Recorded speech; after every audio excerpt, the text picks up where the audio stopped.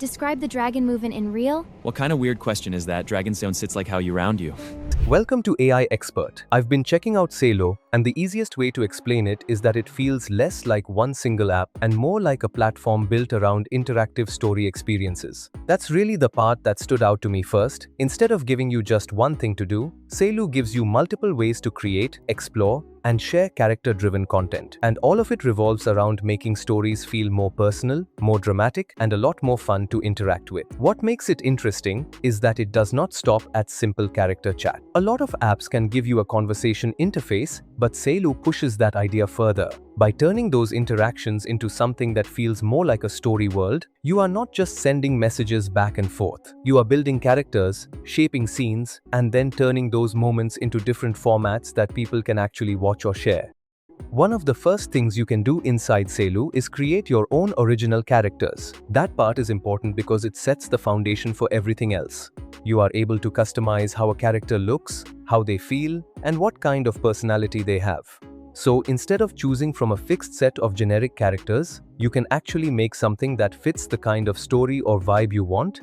That immediately makes the experience feel more creative because the character is not just there for you to interact with. It feels like something you are actively shaping from the beginning. Once that character is in place, the chat side of the platform starts to make more sense. Saylo has this do or say style of conversation that makes the interactions feel a lot more dramatic and expressive. It is not limited to playing back and forth texting. The tone can shift, the mood can change, and the conversation can suddenly feel like it belongs inside a scene or a dramatic storyline. That is where the app starts to separate itself, because it is designed around the idea that conversations can become entertainment, not just communication. Then there is a feature called Take a Peek, and I think that is one of the more interesting parts of the whole experience. Instead of only seeing the obvious surface of a conversation, you get the chance to uncover hidden thoughts or extra layers from the characters. What also stands out is that Saylo is not just about chatting. It gives you ways to turn those story moments into actual content. For example, there is plot video, which turns interactions into anime-style short videos.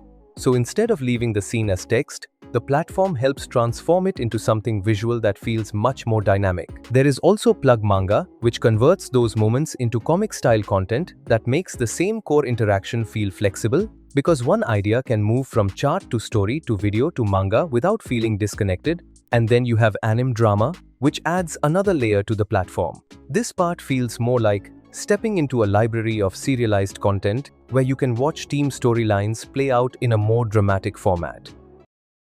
Fire! Your bullets are as useless as your conscience! So now the experience is not only about creating your own characters or chatting through scenarios, it also includes exploring ongoing story content inside the app itself that gives Saylo a more social and entertainment-focused feel, because there is always something to watch as well as something to build. I have a superpower. I can see everyone's lifespan, including my own. 32 years. Jack? I know you can see. How do you know? Because I sell time. There is also a community site through clips where story videos can be shared so other people can connect with them, follow them, and keep up with serialized content that matters because it turns the platform into more than a private experience. It becomes something that can be posted, discovered, and enjoyed by other people too. And whenever an app gives users ways to both create and share, it usually feels a lot more alive. That is really the best way to think about Saylo. It is not just a chat app, and it is not just a content tool. It sits somewhere in between storytelling, character creation, and social entertainment. You can create original characters, chat through dramatic scenarios, reveal hidden thoughts, turn scenes into videos or manga, and then explore or share that content as part of a wider community experience. And honestly, that combination is what makes it interesting. It is taking the idea of interactive characters and expanding it into something much more visual.